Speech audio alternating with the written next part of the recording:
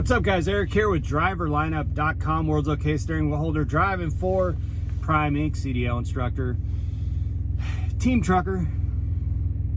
I've been teaming for 2.5 years now. Only been on the road by myself for about 3 weeks as I was upgraded, because Jenna moved on the truck with me when I upgraded. She was only home for a couple weeks.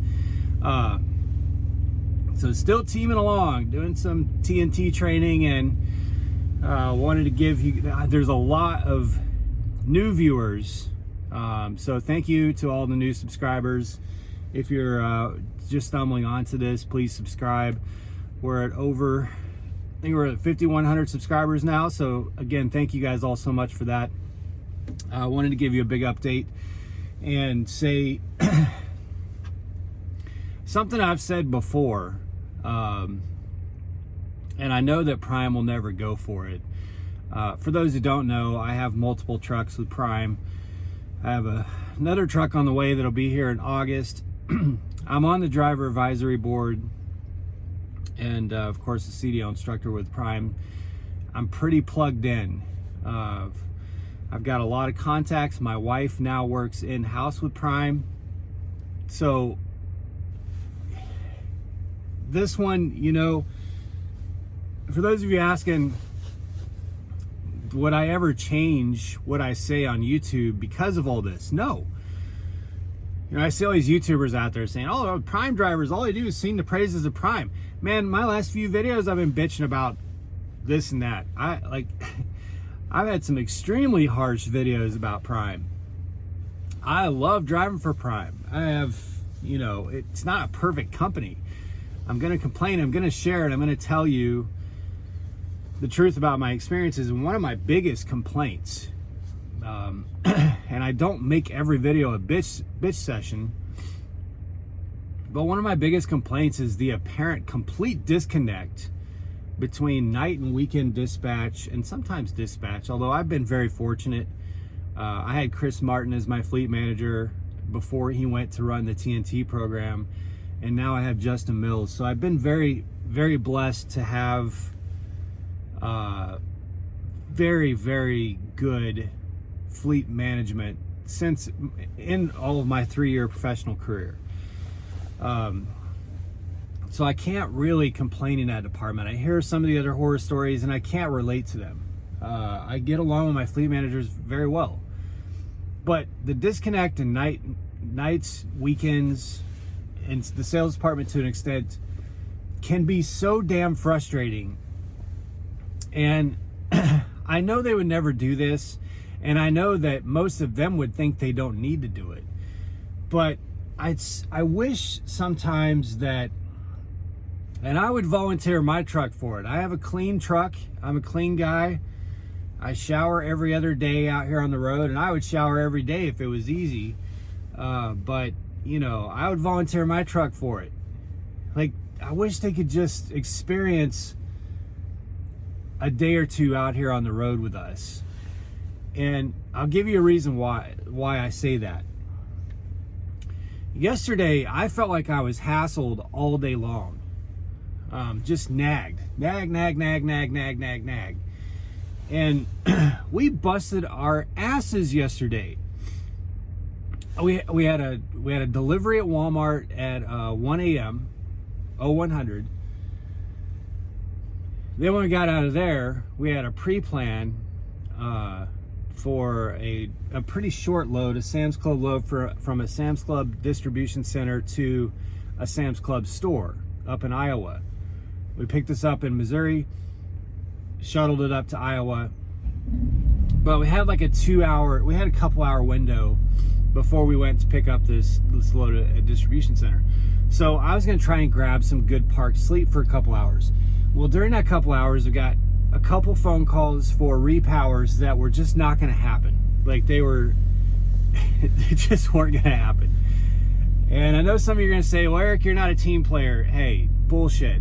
I'm a team player, okay? But I've team played enough to know that sometimes be a team player means bend over and don't expect even a reach around. I know what team player okay, I'm still new at this, but I got enough experience to know that sometimes team player means you're screwed. And these two first repowers that were called were not going to happen. One of them was going up to Seattle, Washington. And after everything we just went through 2 weeks ago, getting stranded up there trying to get to Washington, no effing way. We're making good progress. Dave, my student, is down to almost 10,000 miles left. We're not gonna do anything to bind that up. So keep getting these phone calls. They're not sending messages. They're waking me up. So much for my good parks nap. And then we're pre-planned on this Sam's Club buzz. So finally, a third message comes in when day shift comes in. It says, hey, when are you going to deliver the Sam's Club load? We've got another repower sitting up in Iowa that could really use your help. And I'm like, well, first of all, I'll deliver the load whenever I feel like it. Like, I don't even need to go pick it up yet. It's a short hop up to Iowa. I can get it there anytime before 2000, and it's like 0900 in the morning. It's going a couple hundred miles. I'll get it up there when I get it up there. Like, when I get up there, you'll know that I got it up there. That's my attitude when I'm asleep. Like, I don't need you to nudge me, okay? I have a perfect PTC record. I've never been late. I should handle my shit, okay? So anyway, Stuart, nice enough guy, not being rude. Tells me about this repower, and I'm like making sure I get all the details in Qualcomm message, and it's doable. It's the one we're on right now. It's a meat load, has 2 stops in places I really don't want to go, but that's all right. One of them's right outside Washington, D.C. One's in Newport News. I don't like delivering in Hampton Roads, Virginia. I don't like delivering anywhere near Washington, D.C. But whatever. This TNT team was stranded over in Council Bluffs. Their international had to be towed. Okay, fine. Because at least I knew I was going to get a meat load, so at least I didn't have to go to the meat plant.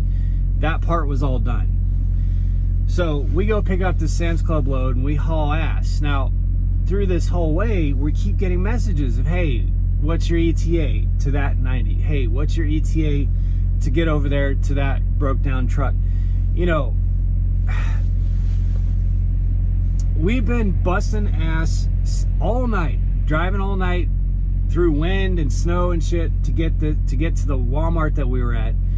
Then we go haul ass, pick up the Sam's Club load. Then we haul ass to get to Sam's Club. And then I have to wait damn near 30 minutes for someone from dispatch to respond to me because I'm trying to abandon my trailer at Sam's Club, because they have like multiple trailers parked out there, and the one that we had that was loaded, they weren't going to immediately unload. Well, we had to get all the way to Council Bluffs from Des Moines to go repower that load. So, and we were going to have to take an empty trailer and drop it off at a customer somewhere, because we couldn't show up to that tow yard with an empty trailer. Because Prime doesn't like you to leave empty trailers like that. So I'm waiting like 30 minutes for dispatch to respond to me and say, yes, you can leave your trailer there at Sam's Club and not take one of the empties. Now, the Sam's Club wanted us to take one of the empties, but I was fully intending to just dine and dash, get the hell out, not take an empty, and bobtail all the way to Council Bluffs, because otherwise I would have had to go somewhere else to deal with dropping off that empty trailer, in a secure lot somewhere. It was a Sam's Club store, but it was a secure area back there. Cameras, lights, and like I said, there were like 2 or 3 other empty Prime trailers at docks back there. I think it had like 6 or 7 docks. So someone finally responds, and we bailed. Dave had done his vehicle inspection. He logged all his on-duty time, dropping trailer, checking in, paperwork, all that stuff. And I was out of there, bobtailed out super fast. So we're hauling ass as fast as a government truck can do. to get to Council Bluffs, and these messages coming in. Hey, what's your ETA to that truck? Holy shit, you guys. Leave it alone. I know how to deal with this day, okay? I don't need messages. What's your ETA to that truck? My ETA to that truck is when I do a pickup trailer inspection form with that trailer, then you know, okay? So we get to the gate of this tow place and it's all shut, locked down. There's nobody there. So we had to sit outside with half of my bobtail sticking out in the street, nosed up to this gate, because the guy has to come over from the Nebraska side of the state line to open up the gate so I can get in and get the trailer. So I can see the damn trailer. It's right in front of me, like 60, 70 feet away from me. But I can't get to it because the gate's locked. It's in this tow yard. Okay, and here's the message. Hey, are you gonna get that trailer? Yes, I'm getting the damn trailer. Does anyone even look where I'm at? I'm right in front of it. I can't get to it, okay? I've been sitting here off duty for 40 minutes. I can't get to the trailer. It's right in front of me. I'll get hooked up to it as soon as I freaking can. I can't break through the gate. I can't go over the gate. I can't go under the gate. Oh my God. So finally, this guy shows up and get in there, get this trailer. Then we leave there, and it's in that Council Bluffs area where all the trains are. We get stuck behind a damn train for 25 minutes. Like it kept going all the way to where the two engines at the end were right in front of us in the street, and then it would stop and it would back up like 100 yards. And it would go forward and it would stop and it would back up 100 yards. It would never go forward just enough for us to drive across the tracks. It was just right, and I'm just sitting there watching the clock like, you've got to be kidding me. And all this time, dispatch, sales wants to know what your ETA is for the 90 now that you have this trailer. It's like, oh boy, just let me get to a scale. It's heavy as hell, 44,000 pounds. Let me get to a scale. I know the driver I picked it up from says it was under. It's not that I don't believe him. It's just I want to know myself. And it looked like it was overweight on the trailer. Turned out not being. Turned out that driver was correct. But I still check myself. I don't take someone else's word. No offense to you, to the driver. You guys are cool. It's not personal. Don't take offense to it. I still want my own scale ticket to know that I'm legal. So finally get through all this at like 9 p.m. I'm able to say, I have the repowered load. Here is my ETA for the 9 or the 02, because it has 2 drops. And then finally the messages stop after that day of chaos yesterday of just, running all over the place, picking up, dropping loads, getting live unloaded, dropping and hooking, abandoning trailers with permission, repowering. And I just got like this, these messages all day long. All that to say that I feel like if someone who's on weekend dispatch or sales could sit with me in the truck for that whole day yesterday and understand the amount of ass busting that we do out here to juggle all the things that they're asking us to do, they would probably leave us alone a little bit and just let us operate, because yesterday Dave and I were just operating like we were a machine, okay, trying to work our way through all the various tasks and favors and do this and help this person get this shuttle load up there. We can't get another truck to it. Can you do us a favor? All day long, okay? I don't need you like second guessing at where am I? Am I gonna make it up? First of all, you guys can see what my duty status is and where the truck is. Okay, so man, like that disconnect of, and it goes both ways too. I was talking to Jenna, my wife, about this. I think a lot of times drivers don't understand the challenges that sales and some of these other departments have to go through, and the problems they have to serve, the customer base they have to serve, the problems they're trying to solve. That's true. We don't understand that either. I'll be the first to admit that. But man, if whoever it was with sales that was working on these loads with me yesterday, and Stuart and Michael, who, you guys are great guys, by the way. I talked to Michael on the phone. I don't really know my night and dispatch team the way that I used to, like Rex and Tony and all the guys that I used to have. I used to know them very well. In fact, I still talk to Tony. He works for Pedigree often, you know. So I had a good relationship. I don't really know Michael and Stuart that well, but really nice guys. Pleasant to talk with on the phone. You know, I don't have any problems with them. It's just, you guys, like, if you ever want to ride in a truck for a day or a few days or a week, I feel like you wouldn't message some of the things that you message if you just experienced a little bit of it and knew what it takes, you know, driving through snow, fueling up in the shittiest situation. I had like 45-mile-an-hour winds with freezing rain blowing sideways, walking through slushy diesel, foot of snow and slushy diesel, trying to get the truck fueled up and DEF and all that, you know. And we're busting ass going between all these places all day long, and we just keep getting this, hey, you're not at that trailer yet. No shit, I'm not at that trailer yet. Anyway, all that to say, we had a busy day yesterday. Man, we had a busy day. So we're in Ohio now,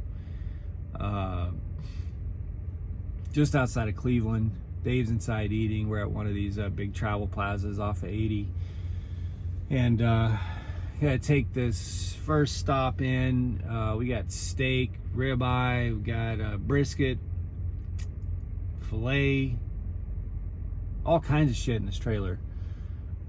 Prime steaks, prime rib, all kinds of stuff.